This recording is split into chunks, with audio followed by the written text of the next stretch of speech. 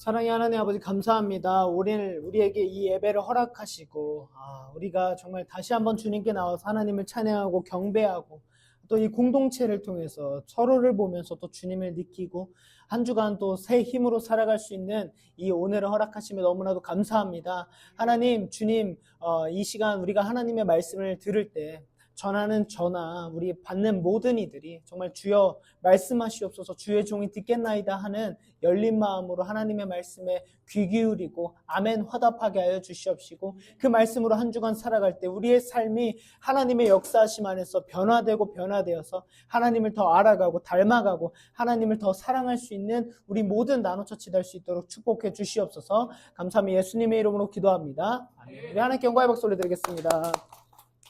우리 같이 오늘 말씀 보도록 할 텐데요. 사무엘상 18장 1절에서 4절, 4절 말씀 같이 읽겠습니다. 네, 세 번역으로 보고 있고 저 한 절, 여러분들 한 절, 마지막 같이 읽겠습니다. 다윗이 사울과 이야기를 끝냈다. 그 뒤에 요나단은 다윗에게 마음이 끌려 마치 제 목숨을 아끼듯 다윗을 아끼는 마음이 생겼다. 사울은 그날로 다윗을 자기와 함께 머무르게 하고 다시 아버지의 집으로 돌아가지 못하게 하였다. 요나단은 제 목숨을 아끼듯이 다윗을 아끼어 그와 가까운 친구로 지내기로 굳게 언약을 맺고 같이 읽겠습니다. 자기가 입고 있던 겉옷을 벗어서 다윗에게 주고 칼과 활과 허리띠까지 모두 다윗에게 주었다. 아멘. 오늘 리킹 다윗 시리즈로 나누고 있고요. 네 번째 시간인데 다윗과 요나단의 이야기입니다. 함께 나누도록 할 텐데 제목은 나의 관계, 나의 왕께, 이런 의미로 함께 나누도록 하겠습니다. 지난주는 우리가 가장 잘 아는 다윗 하면 떠오르는 다윗과 골리앗 이야기였어요. 다윗이 하나님께 시선을 고정했고 골리앗이 어떤 큰 존재인지 상관없이 어떤 사람이고 얼마나 강한 유명한 사람이고 상관없이 다윗의 시선은 오로지 누구에게만 향해 있었다고요? 하나님께만 향해 있었죠. 그래서 만군의 여호와의 이름으로 나아갔고 골리앗을 쳐 죽였습니다. 자기가 고백한 대로. 그렇게 해서 이제 다윗의 삶에는요, 그 크나큰 하나의 프로젝트이자 전쟁이 끝난 거예요. 여러분 그럴 때 있으시죠? 여러분들 이제 시험 기간 우리 끝났죠. 우리 대학생분들 시험 기간 끝났고 또 지금 여기 계신 분들 중에서도 뭐 크나큰 프로젝트가 끝났거나 뭐 일이 이제 끝났다던가 뭔가 그런 많은 변화들이 있으신 시간인데, 우리가 보통 그렇습니다. 크나큰 뭔가 프로젝트나 일이나 뭔가 내가 계획한 게 끝나도 그걸로 끝나는 게 아니라 우리에겐 내부의 전쟁이 또 남아있어요. 그 내부의 전쟁이 뭡니까? 가장 우리를 힘들게 하고 뼈아프게 하는 관계성의 문제죠. 이 관계의 문제는, 어려움은 친구 간의 문제인 경우도 있지만 뭐 부모님과 자녀의 관계, 뭐 가족 간의 관계, 뭐 연인 간의 관계, 뭐 결혼 관계, 뭐 모든 거에서 우리의 관계는 끊임없이 힘들게 합니다. 사실 여러분 일 힘든 거는 조금 더 우리가 견딜 수 있어요. 왜냐하면 시험은 끝나기 마련이죠. 시험 끝날 때까지만 버티면 돼요. 근데 관계로 힘든 거는요, 이 상처와 괴로움이 데미지가 오래 갑니다. 왜냐면 인격과 인격체끼리의 갈등과 어려움은 이거가 해결되지 않는 한 우리에겐 계속해서 어려움이 남기 마련인 것이죠. 제가 이제 한 주간에도 몇몇 친구들과 신방도 하고 상담도 하고 대화도 많이 했는데, 대부분의 힘든 주제 중에 하나가, 또 누군가는 이제 교회를 떠났다고 하면 그 주제 중에 하나는 사람 때문이에요. 사람. 사람으로 인한 상처. 교회 안에서도 왜 교회를 떠났습니까? 물어보면 대부분이 관계에서 상처를 받았다. 뭐 목사님 아니면 뭐 전도사님 아니면 교회 안에서 뭐 언니 오빠들 교회 안에서 상처를 받았다, 이런 이야기가 제일 많습니다. 이 관계, 친구, 인간 관계에 대한 명언이 있어요. 인생에서 성공이란 밤중에 망설임 없이 전화할 수 있는 친구가 2명만 있어도 충분하다. 이런 로버트 하버드라는 미국 작가, 우리도 그런 거 있잖아요. 뭐 내가 힘들 때 언제든지 연락할 수 있는 사람 2-3명만 있어도 난 성공한 것이다. 이런 얘기도 듣죠. 또 하나 명언이 있습니다. 이게 전 사실 제일 공감되는데, 진정한 친구란 친구가 하수구에 빠졌을 때 춥지 않게 덮개를 덮어주는 것이다. 사실 이게 진짜 친구 아닙니까?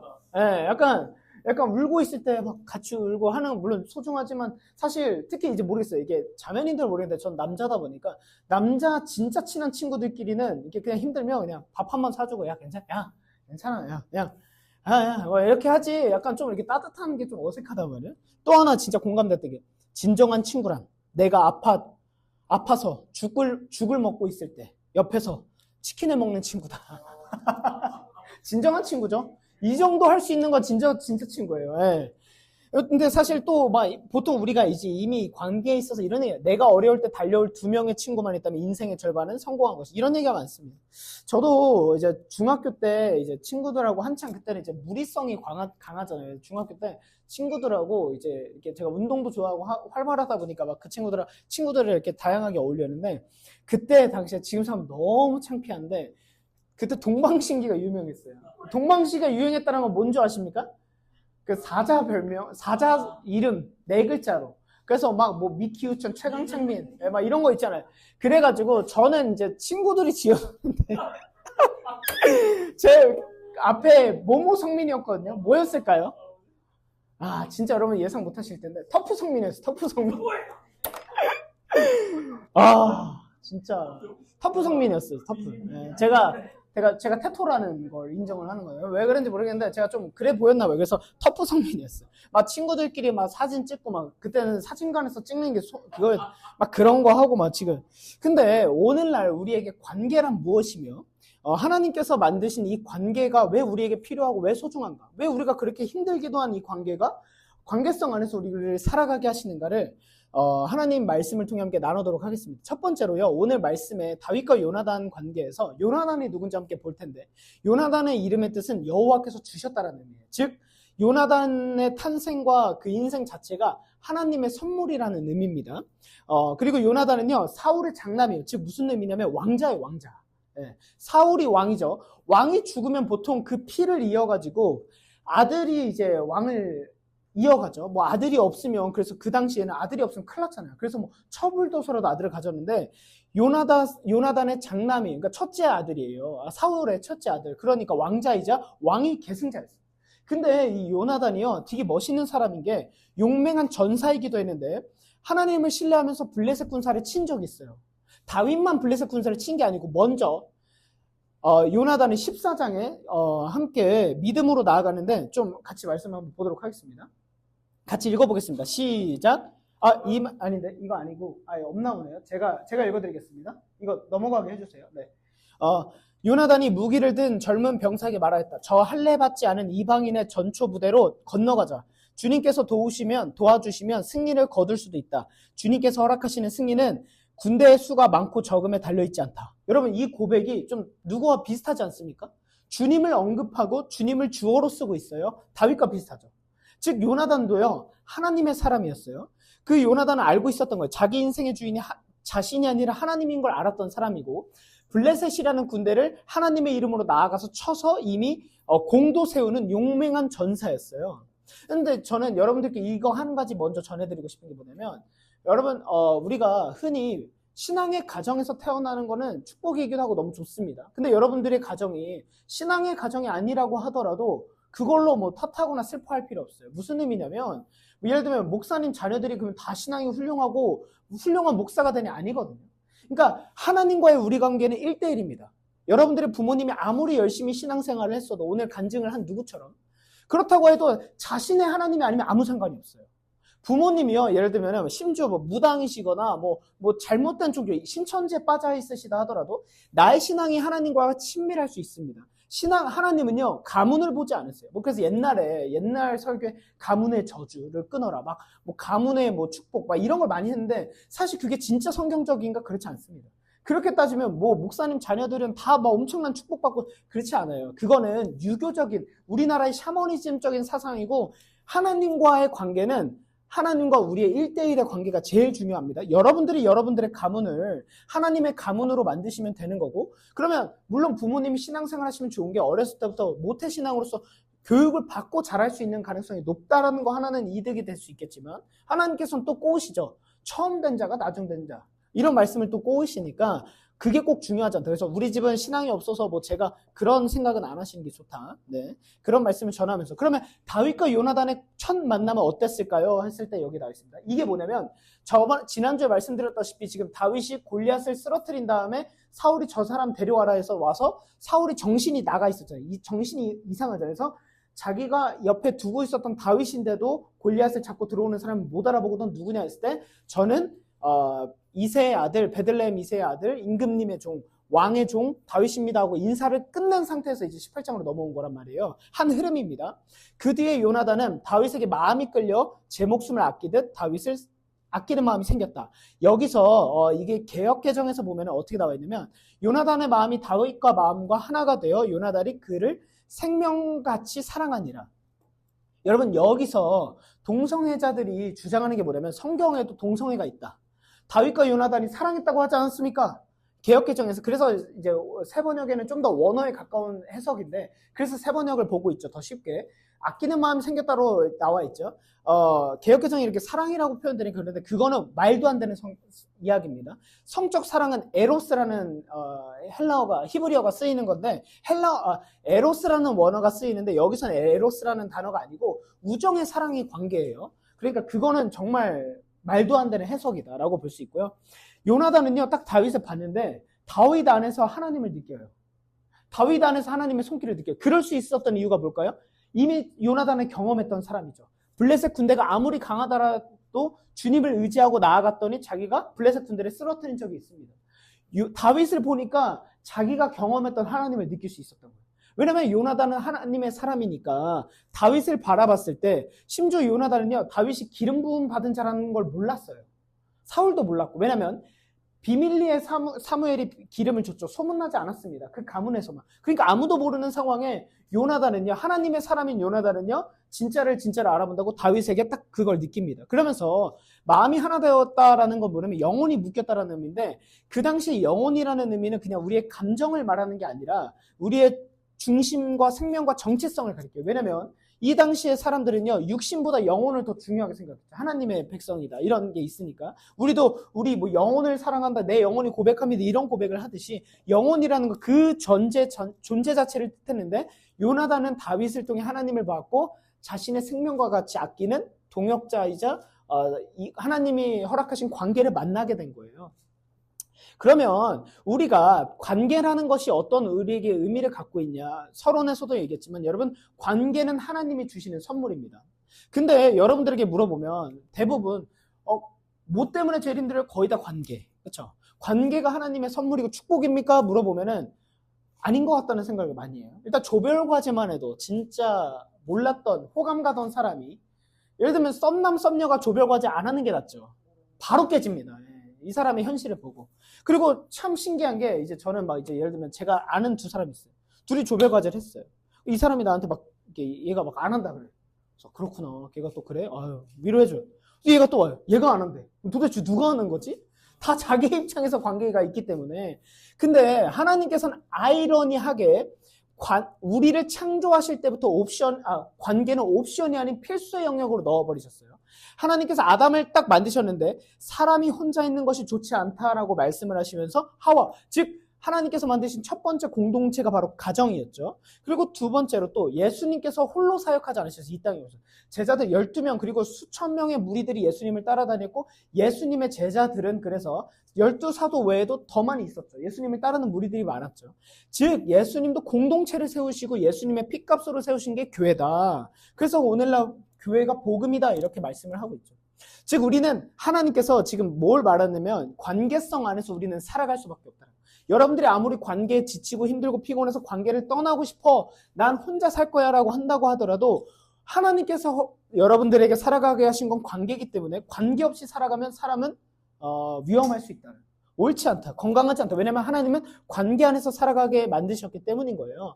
그걸 볼 수 있는 게 바로 전도서에 이런 말씀이 있습니다.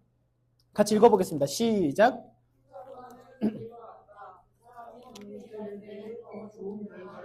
자, 여러분 하나님께서 말씀하신 혼자보단 둘이 낫대요. 왜요?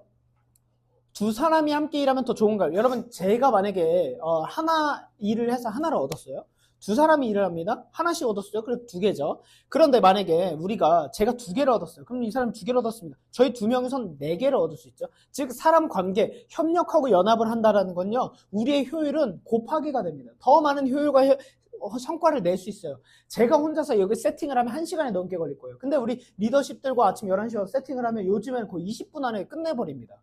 훨씬 더 많은 효율을 통해서 그리고 연합을 통해서 우리는 하나님의 마음을 알아갈 수 있게 하시는데 그 뒤에 말씀이 더 우리에게 왜 혼자만 안 되는지를 알려주세요.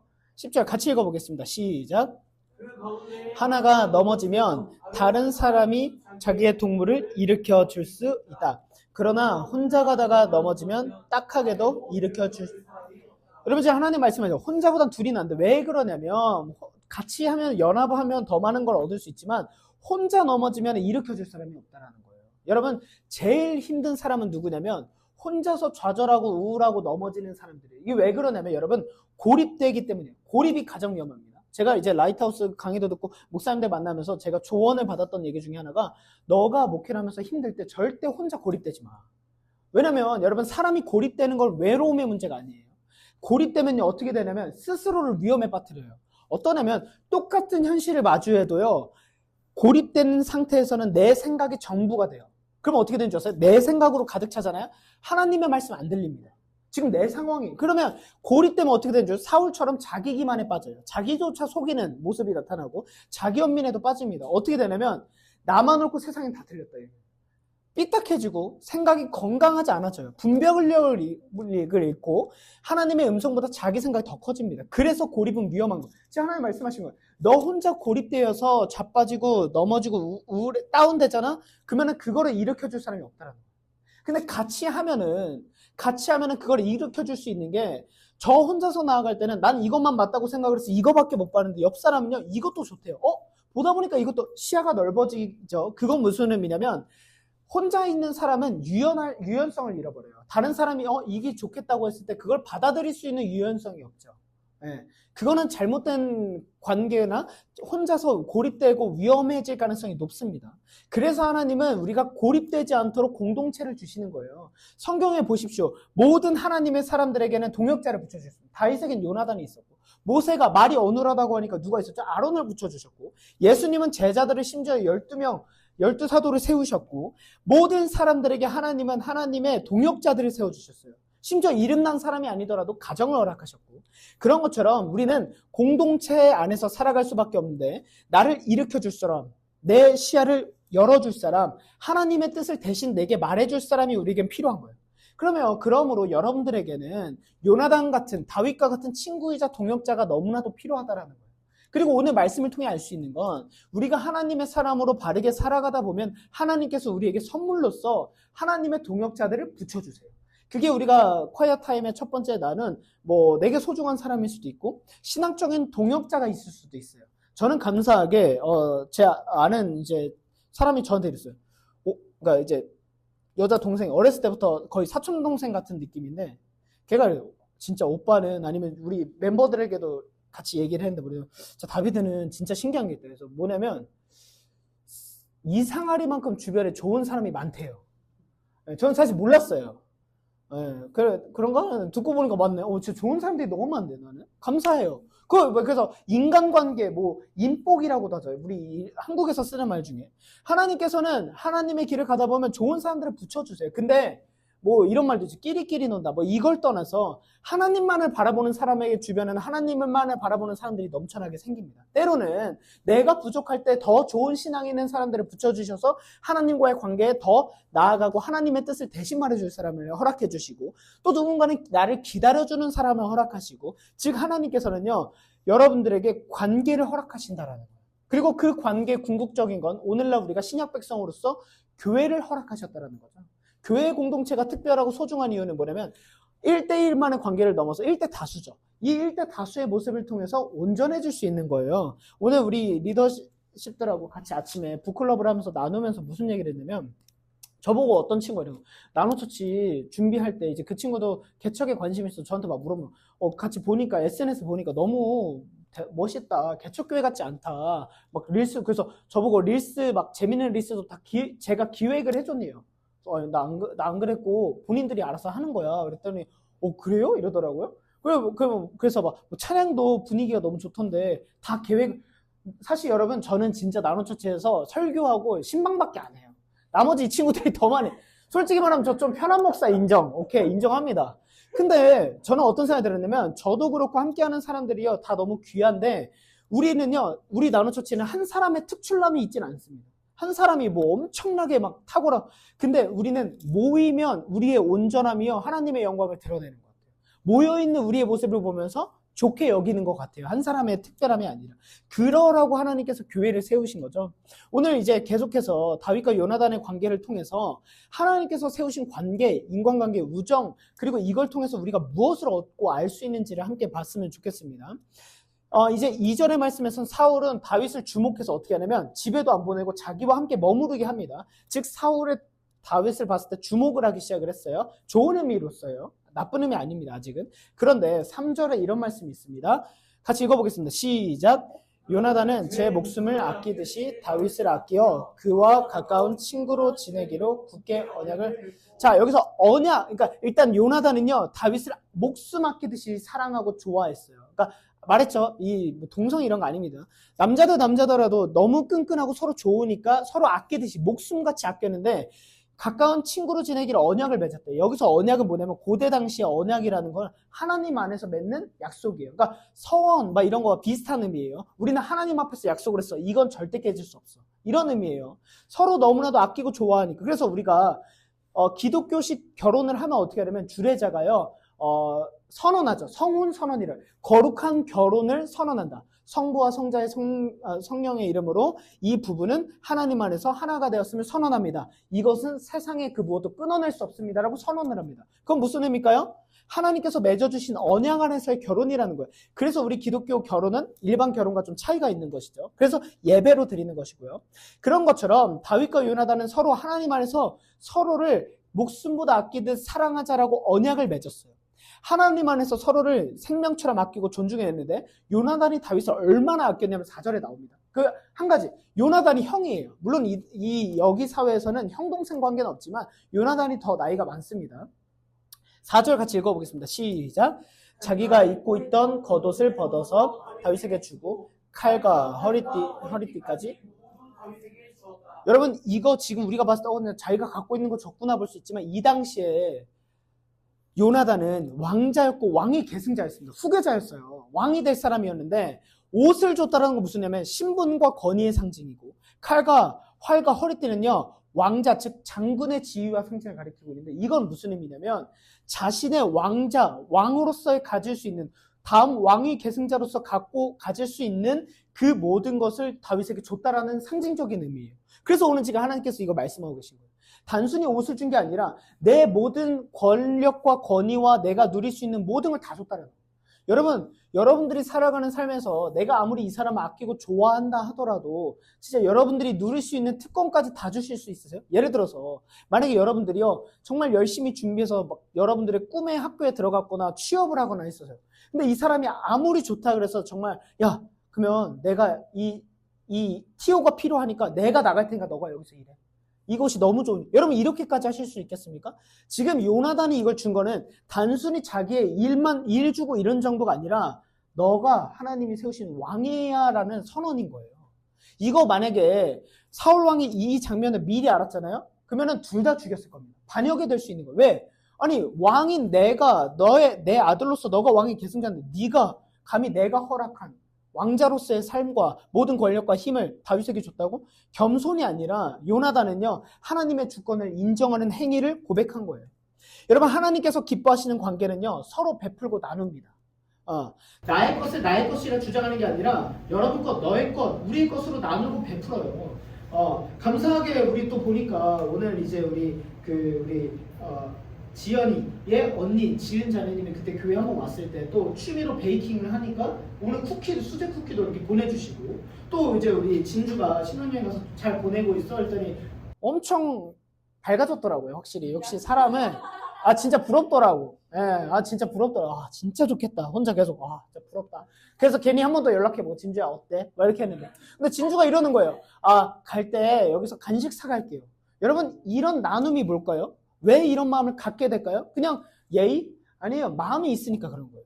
마음이 있고 아끼고 좋아하는 마음이 들어야 사람은 자신의 것을 내어놓게 되어 있습니다. 여러분 저희 나노처치는 추구하는 게 하나가 있는데 뭐냐면 성경적인 수평적 구조를 추구해요. 무슨 의미냐면 예를 들면 여러분 리더에게 가장 쉬운 리더십은 뭔지 아세요? 카리스마 리더십, 공포정치 뭔지 아십니까? 한국 어른들이 많이 쓰셨던 거 막 7, 80년대 어디 감히 목사에게 하는 것이 하나님께 하는 것입니다. 막 이렇게 하고 여러분들은 막 짓눌러요. 막 뭐 필요하면 여러분 헌금하십시오. 안 그러면 하나님이 벌 내리십니다. 막 이런 식으로 몰아가고 제가 여러분 가스라이팅 한다 해보세요. 말씀 안 들으면 여러분 집안에 저주가 있을 것입니다. 가문의 저주가 있어요.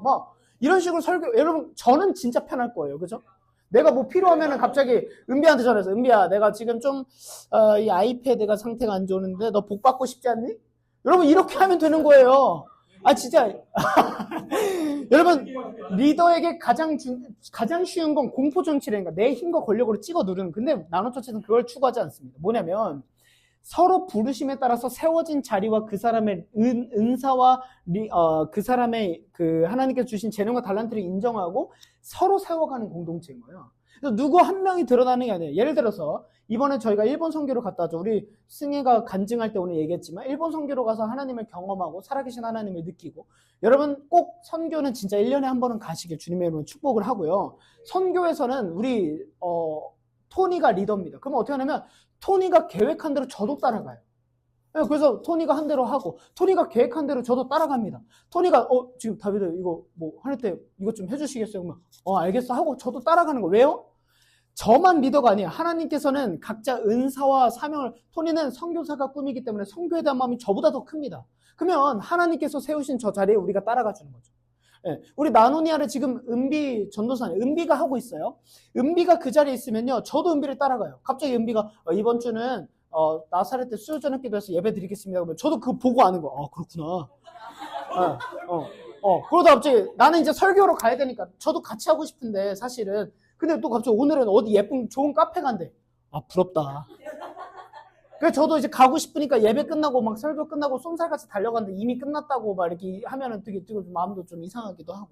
그러니까 즉 뭐냐면 교회는요 하나님께서 예수님이 머리세요. 머리는 뭐냐면 주인 되신다라는 거고 이 교회 안에는요 각자 모든 역할이 있어요. 누군가는 심장의 역할. 이거는 신약 성경에 예수님께서 교회를 설명하실 때 하나님께서 에베소서 말씀을 통해 주셨죠. 나중에 다루겠지만 교회 안에서는 각자 역할이 있어요. 누구는 손의 역할을 하고 발의 역할을 하고 심장의 역할을 하고 피를 흐르게 하고 이 역할들을 골고루 여러분 모두가 교회로서 역할을 감당할 때 이 교회는 건강해집니다. 누구 한 사람만 리더, 사역자만 섬긴다고 해서 교회는 절대 건강해지지 않고 여러분들도 건강하지 않습니다. 자 봅시다. 요나단이요 너무 아름답죠. 자기의 모든 걸 다 줬어요. 그런데 요나단의 입장에서는 사실 다윗은요 경쟁자예요. 무슨 의미입니까? 나는 가만히 있으면 왕이 될 사람인데 사울도 다윗을 인정하고 주목하기 시작을 했는데 여기에 오늘 읽지 않았지만 어떠냐면 사울뿐만 아니라 보십시오. 요나단도 다윗을 주목하고 사랑했고요. 온 백성들, 사울 왕이요 다윗을 장군으로 임명해요. 다윗의 신분이 어떻게 바뀌냐면 양치기에서 임금님 옆에서 이렇게 악기를 불어주는 자가 됐다가 임금님의 무기를 맡는 자가 됐다가 뭐 천부장이 됐다가 지금 장군까지 되는 완전한 신분사상. 아버지에게도 무시받던 양치기가 장군까지 된 한나라에 그 정도까지 됐어요. 이렇게 막 바뀌어갑니다. 그리고 모든 사람들이 다윗이 장군이 된 걸 합당하게 여겼대요. 세운 공이 있고 다윗을 보니까 너무 신실한 거예요. 그런 모습을 보니까 모두가 박수 쳤다고요. 그런데 요나단은요 경쟁자로 느끼지 않아요. 오히려 요나단은요 자신의 자리를 지키려고 발악하지 않습니다. 어떻게 합니까? 경쟁 대신에 축복을 택해요. 내가 왕자라고 꼭 왕이 안 돼도 돼. 하나님께서 저 사람을 세우셨으면 저 사람이 그 역할을 잘 감당할 수 있도록 난 도와주겠어. 자신의 모든 걸 다 준 거예요. 여러분 이 정도까지의 관계를 하나님이 기뻐하시는 관계의 표본으로 우리에게 보여주고 계세요. 여러분 이 정도까지 누군가를 사랑하거나 아끼거나 헌신해 본 적이 있으십니까? 이런 걸 가지고 하나님께서 기뻐하시는 관계, 하나님 중심의 관계, 하나님이 원하시는 관계라는 거예요. 요나단은 모든 걸 다 줬습니다. 여러분 우리도 그렇죠. 사실 누군가 어려울 때요 격려해 주는 거 잘합니다. 힘들지. 진짜 힘들었겠다. 진짜 나빴겠다. 야 진짜 그 사람 못했다. 근데 누군가 잘 되면요 축하해 주는 게 겉으로는 해주지만 진짜 쉽지 않다니까요. 우리 이제 진주 가정이 이제 기도하는 것 중에 하나가 이제 집을 구매하길 원해요. 근데 진주가 청약이 됐네. 그래서 진짜 말도 안 되게 좋은 아파트를 했는데 막 시간 지나서 저희 아파트는 가격이 안 올라요. 예를 들면. 근데 여기가 막 5억이 올랐대. 그래서 막 진주가 갑자기 이제 막 좀 태도가 변했어. 식사 한번 하시죠. 막 갔더니 갑자기 막 코스 요리 이런 거 밥도 사주면서 다 하나님께 영광이죠. 막 이런 식으로 밥을 사줘. 그러면 제가 예를 들면 와 진짜 너무 축하해 진짜 5억 5천만 원 다니고 5억 와 진짜 좋겠다 뭐 그걸로 뭐 할까 뭐 투자해서 뭐 더 하고 막 여러분 우리가 누군가 잘 될 때 축하하는 게 쉽지 않다니까요. 조별과제 같이 했는데 학생들 뭐 조별과제 같이 했는데 내가 더 수고한 것 같은데 얘가 좀 더 잘 받아. 그 진짜 약간 눈 도는 거죠. 누군가 잘 됐을 때 축하하는 거 쉽지 않습니다. 요나단은 오늘 뭘 보여주십니까? 하나님께서 요나단을 통해서 진정한 하나님께서 기뻐하시는 관계는 뭐냐면 남이 잘 될 때 진심으로 축하해 줄 수 있는 거예요. 아니 남이 나보다 잘 나간다고 해서 질투하는 것이 아니라 심지어 나의 것을 더 주면서 그 사람을 더 세워줄 수 있는가. 지금 하나님이 이걸 말씀하고 계신 거예요. 다윗과 요나단은요. 그래서 오늘날까지도 많은 이야기에서 우정의 표본이 되죠. 그리고 하나님이 사용하신 우정과 사랑으로 쓰입니다. 여러분들에게 이런 제가 정말 좋아하는 문구인데 이전에도 나노처에서 한번 나눴습니다만 이런 말 있죠. 유진 피터슨이 나눈 거예요. 욕망은 상향선을 띠고 소명은 하향선을 띈다. 무슨 의미냐면 뭐 주식으로 따지면 상향선만 좋죠. 근데 우리의 욕망은 사람은 기본적으로 모든 나의 욕망은 상향선을 띠기 원한대요. 내 인기, 내 월급이 올라가요. 집값이 올라가길 바라고 내 명예가 높아지길 바라고 내가 성공하길 바라는 마음. 근데 소명, 하나님의 부르심은 항상 하나님의 부르심을 입은 사람은 하향선, 낮아지기를 선택한다. 이거의 가장 표본이 누가 되십니까? 예수님이시죠. 예수님이 한 번이라도 높아지기 선택하신 적이 있습니까? 예수님이 가장 높은 자리에 올라가셨을 때는 십자가에서밖에 없습니다. 자의가 아니라 타의로. 그것처럼 여러분들도 고민해 보시기 바랍니다. 요나단은 욕망이 아니라 소명을 따라 움직였어요. 욕망이면 내가 왕인데 야, 네 어디서? 너 나대지마. 너무 드러나네 요즘에. 아니에요. 그러지 않았습니다. 요나단은. 하나님은 요나단을 사용하셔서 이걸 보여주신 거예요. 소명을 따라 움직이게끔. 관계에서도 마찬가지입니다. 서로 친구, 주 안에 형제, 자매, 가족이라 한다면 그 관계에서 나를 드러내고 높이고 주장하려 하기보다 낮추는 모습이 여러분들에게 가득하길 주님의 이름으로 축복합니다. 그래서 여러분 이제 여러분들이 교회에 점점 더 함께 하나가고 우리가 교회에서 뭔가 의사결정을 하고 이럴 때가 점점 더 생기지 않겠어요? 그러다 보면은 저는 지금 리더십들하고 결정할 때도 어떻게 하냐면 의사결정을 할 때 제가 주장하는 게 우리 아까 먼저 온 친구들은 봤지만 제가 이렇게 하자 그래서 얘기를 다 안 들어줘요. 제가 예를 들면 우리 이제 기도할까 했더니 토니 오면 하시죠. 알겠어. 왔길래 얘들아 기도할까 했는데 갑자기 승혜가 나가. 그럼 또 승혜 오면 하죠. 알겠어. 이제 기도할까 했는데 토니가 또 나가. 제 속으로는 아니 내 말은 안 들리나? 약간 그런 마음이 들면 안 된다라는 것이죠. 네, 지금 토니가 이제 들어왔네요. 네. 무엇보다 여러분 의사결정을 할 때 있어서도 우리는 수평적으로서 함께 의견을 내고 예를 들면 제 생각이 이런다 하더라도 지연이가 의견을 낸 게 승혜가 의견을 낸 게 더 합당하고 좋아요. 그걸 따라갈 수 있는 거죠. 이게 뭘 의미가 있냐 이거예요. 본질을 따라가는 게 더 중요하다라는 것이죠. 서로 양보할 수 있는 태도, 서로를 먼저 세워줄 수 있는 태도가 우리 교회 안에 너무나도 필요한 줄 믿습니다. 제가 관계 설명을 할 때 부부 관계든 연인 관계든 친구 관계든 모두 다 설명하는 성경적 관계가 있어요. 그게 뭐냐면 여기 보시죠. 삼각형의 관계예요. 무슨 의미냐면 정말 하나님 기뻐하시는 관계가 뭐냐면 하나님과 남편 아내가 아니어도 됩니다. 뭐 친구와의 관계, 연인과의 관계 모든 관계에 있어서 삼각형으로서 나와 그 사람만 친밀해지고 하나님과 멀어지는 건 건전한 삼각형이 될 수 없어요. 무슨 의미냐면 우리가 건강한 관계가 되기 위해서는 나와 이 사람이 관계가 가까워지는 만큼 하나님과도 가까워져야 돼요. 삼각형의 거리가 좁혀질수록 우리의 삼각형도 하나님까지도 같이 좁혀져야 돼요. 하나님은 멀어지고 나만 상대와 가까워질 수 없어요. 여러분들의 관계도 그렇습니다. 교회 안에서 가까워진다는 건 무슨 의미냐면 하나님과도 가까워지고 있다는 관계의 반증을 의미합니다. 왜냐하면 이 교회는 예수님의 이름으로 세워진 관계이기 때문이에요. 우리 교회가 예수님의 교회가 맞다면 우리 교회가 끈끈해질수록 여러분들도 하나님과 자연스럽게 가까워지게 되어 있다는 것입니다. 이걸 잘 보시기 바랍니다. 연애를 하시든 친구와 친밀한 관계를 맺든 결혼 관계든 뭐 공동체든 어디서든 모든 관계는 하나님. 그래서 다윗과 요나단이 왜 이 관계가 너무나도 아름다운 관계냐면 두 사람을 통해서 하나님과 더 가까워지는 관계였어요. 저는 아내와 연애할 때도 가능하면 말씀을 나눔을 하거나 뭐 큐티를 나눔을 하거나 기도 제목을 나누는 거나 이런 걸 같이 많이 하려고 했어요. 여러분들에게도 그런 관계를 통해서 서로가 서로를 통해서 하나님과 더 가까워질 수 있는 관계가 되시길 주님의 이름으로 축복합니다. 이걸 하나님이 기뻐하십니다. 제가 지금까지 사역을 하면서 느낀 거 좋은 교회, 좋은 공동체 특징 첫 번째는요. 1단계는 뭐냐면 모이려 그래요. 갑자기 이제 모이려 그래요. 옛날에는 뭐 하자 했을 때 이러다가 이 공동체 여러분들이 마음이 생기면 어때는 모이려고 합니다. 나누니아 안 오더니 갑자기 나누니아도 오기 시작을 하고 막 그래요. 두 번째는요, 우리라는 단어를 쓰기 시작해요. 뭐 예를 들면 대표적으로 막 우리 목사님이 막 우리 은비 언니가 막 이렇게 돼요. 승혜가 쓰더라고 요즘 그러니까 마음이 있는 거죠. 우리 교회가 우리 나노처치가 막 이런 식으로 써요.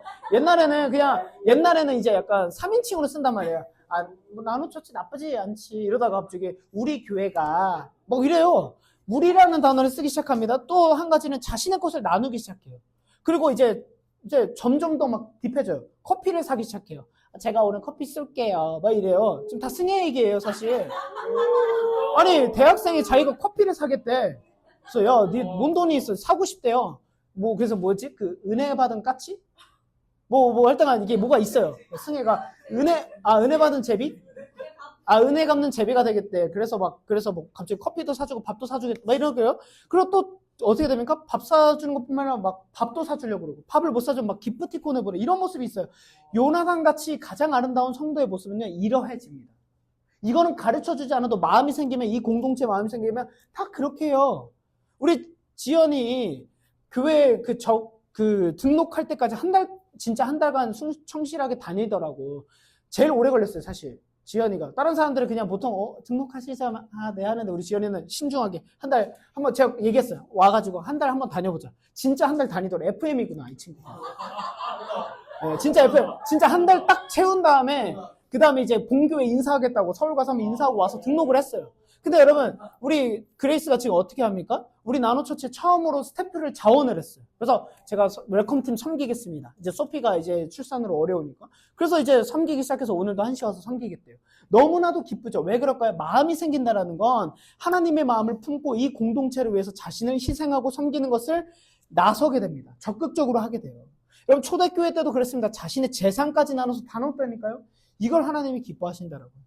그러면 여러분 우리가 관계에 있어서 그 사람과 관계에 있을 때 그러면 무조건 옳은 말만 해주고 그 사람을 칭찬해주는 것만 옳을까요? 그렇지 않습니다. 요나단은요 다윗의 편만 선 게 아니에요. 무슨 의미냐면 요나단은요 누구의 편에 섰냐면 하나님의 편에 섰어요. 그러기 때문에 하나님의 편에 서 있던 다윗의 편을 들게 된 거지.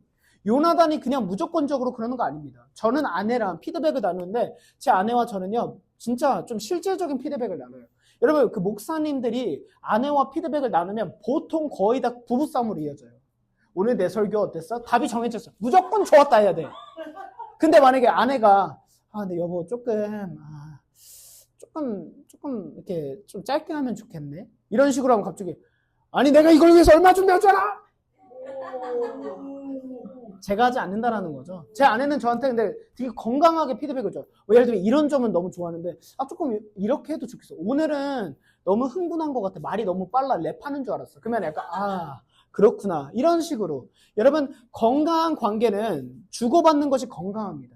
당근만 주는 것이 아니라 채찍도 줄 수 있어야 돼요. 요나단이 어떻게 했는지 봅시다.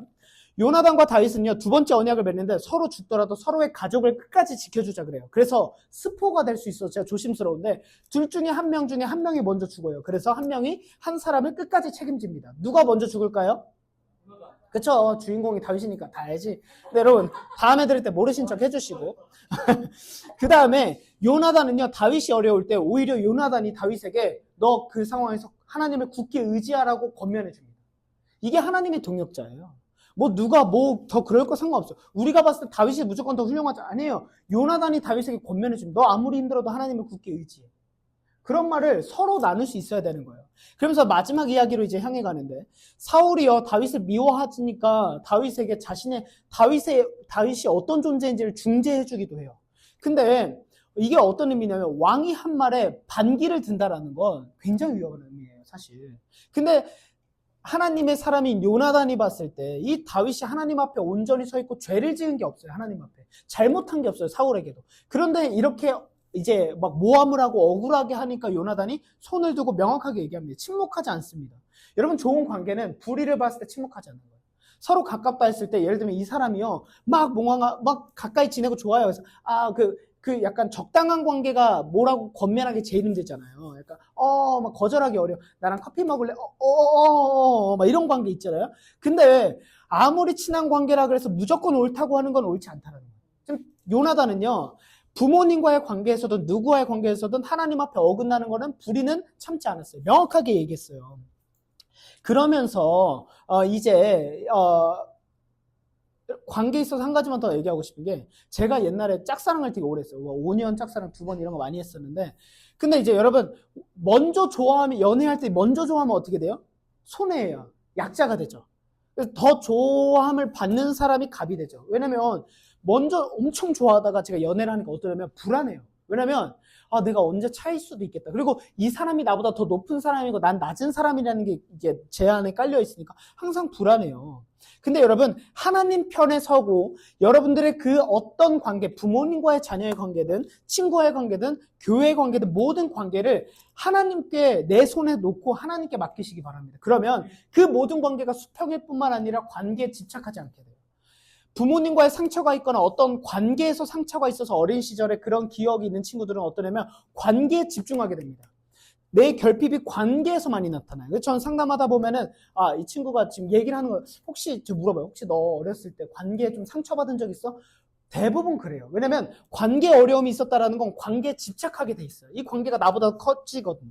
그 모든 관계조차도 하나님께 놓으시기 바랍니다. 하나님께서 허락하시는 관계가 있고 하나님께서 막으시는 관계가 있을 수도 있어요. 제가 뭐 세상의 말이긴 하지만 모든 관계는 유통기한이 있대요. 제가 옛날에 엄청 친했던 관계가 지금은 조금 자연스럽게 멀어질 수도 있어요. 싸우지 않더라도. 그건 뭘까요? 지금 이걸 우리 기독교식으로 어떻게 볼까요? 하나님께서 그때마다 허락하시는 관계들이 있고 하나님께서 그때마다 친밀하게 하시는 관계가 있고 하나님께서 그때마다 집중하게 하시는 관계가 있다는 거예요. 그걸 맡기시지 여러분들의 손으로 관계를 억지로 하지 않으려고 하시기 바랍니다. 그게 우상이 될 수 있어요. 이제 다윗과 요나단 관계에서 정말 그 브로맨스의 절정이 나타나는데 어떻게 되냐면 이제 다윗이 그래요. 너의 아버지가 날 죽이려고 한다. 그러니까 요나단이 그래. 아니야. 그러지 않을 거야. 설마 우리 아버지가 널 왜 죽이려고 하겠어. 막 이렇게 됩니다. 그런 상황 가운데 서로 약속을 하는데 뭐라 그러냐면 만약에 다윗과 요나단이 너의 아버지가 날 죽이려고 하면 나에게 알려줘. 하니까 요나단이 어떻게 하냐면 내가 진짜 알려줄게. 만약에 내가 오늘 그래서 어떻게 하냐면 이제 뭐 다윗과 포함해서 사울과 요나단과 밥을 먹는 식사 자리, 공식적인 자리가 있었는데 거기 다윗이 왔어야 됐어요. 근데 다윗이 뭐라 하냐면 내가 그 자리에 가지 않을게. 그러니까 내가 이 자리에 올 수 없었던 이유를 아버지께 설명을 드려줘. 그러면서 아버지의 반응을 한번 보자. 이렇게 해요. 그래서 실제 그 자리에 됐는데 사울이 물어요. 왜 다윗 없어? 이러니까 요나단이 지금 가족의 행사가 있어서 베들레헴으로 갔습니다. 그러니까 다윗이 어떻게 하면 사울이 엄청 화내요. 그래서 요나단이 아버지 왜 그러십니까 했더니 뭐라 그러냐면 아들인 요나단에게 가장 수치스러운 욕을 하는데 계집의 자식이라면서 욕하고 그러니까 욕을 해요. 이건 뭐냐면 그 당시에 가장 수치스러운 욕인데 너의 어머니조차도 정말 그 이방인보다 더한 동물 정도의 수준의 너는 그 자식이야. 이런 의미예요. 그러니까 오늘날로 따지면 자신의 아들에게 패륜적인 욕을 한 거예요. 그러니까 요나단이 얼마나 상처받습니까? 그런데 요나단이 그 얘기를 듣고요. 어떻게 하냐면 너무 속상해서 그 자리를 나와서 식음을 전폐하고 밥을 안 먹습니다. 그러면서 요나단이 뭘 슬퍼하냐면 아빠가 나에게 욕한 거? 그러면서 뭐하라 그러냐면 사울이 요나단에게 야, 너 다윗 때문에 네 왕의 자리도 잃을 수도 있어. 이렇게까지 충고를 하는데 그 얘기도 두려워하지 하는 것이 아니라 진짜 사울이 자신이 사랑하는 다윗을 죽이려고 한다는 것에 충격을 먹고 그것 때문에 괴로워해요. 자신의 왕위를 잃을 수도 있다. 아버지가 나에게 욕했다가 아니에요. 이 사람의 눈에는 지금 하나님의 사람인 하나님이 붙여주신 동역자인 다윗 입장만 생각을 하는 거예요. 여러분 정혼 관계는 내 입장이 아닌 상대방의 입장에서 생각하고 권면할 수 있는 것입니다. 그래서 어떻게 하냐면 이제 마지막 장면인데 41절 말씀 보겠습니다. 같이 읽어보겠습니다. 시작.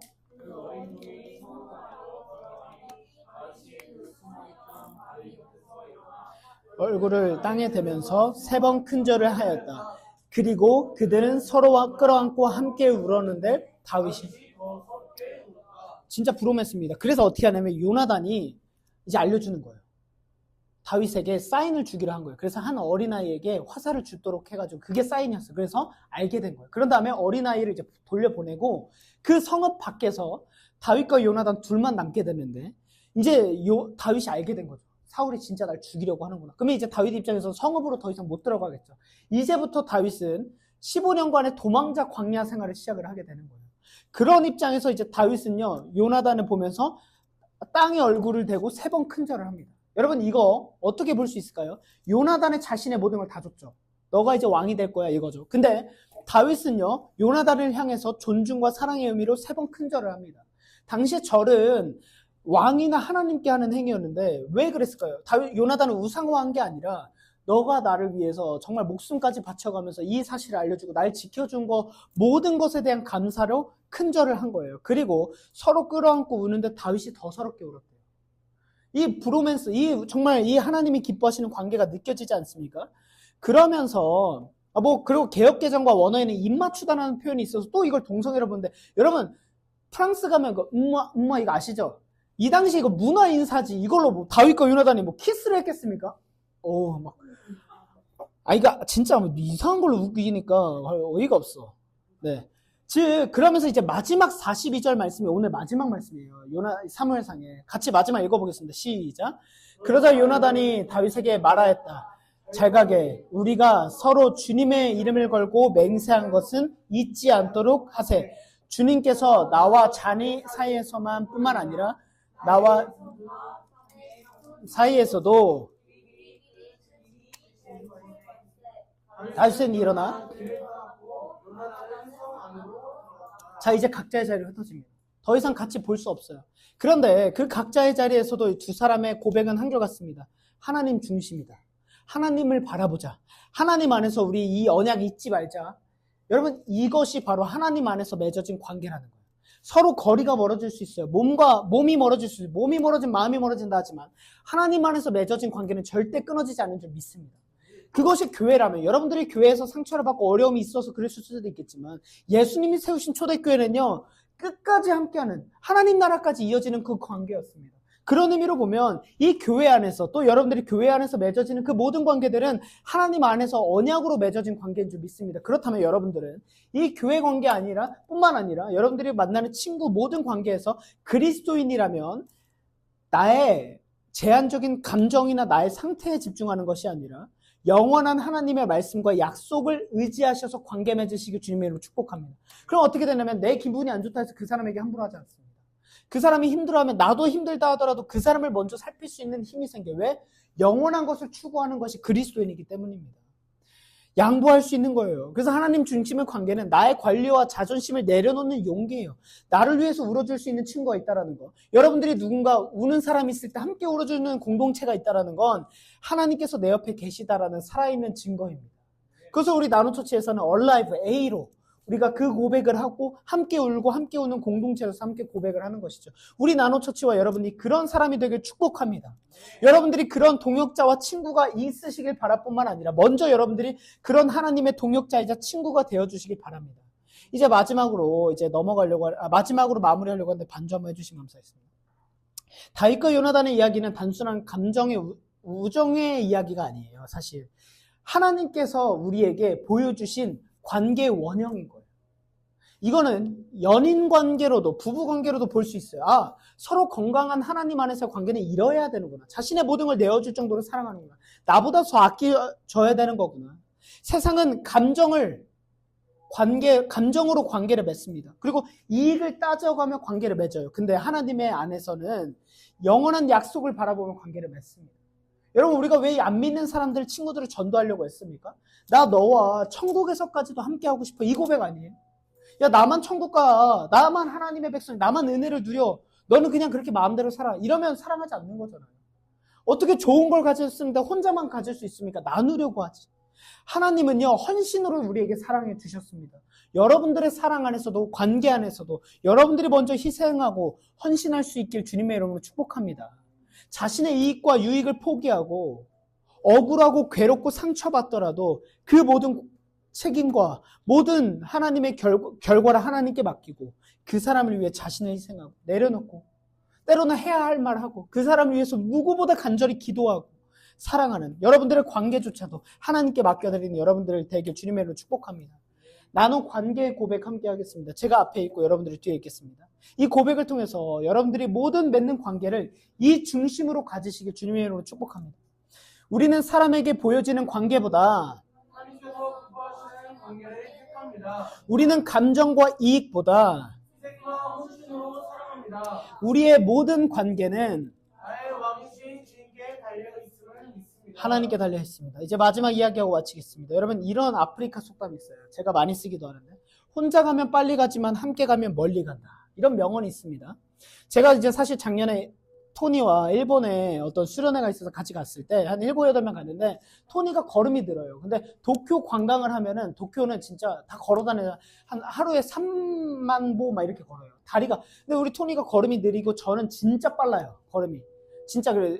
형 뛰어가세요 이럴 정도로 걸음이 빨라요. 앞만 보면 빨라져요. 생각을 막 없이 하면.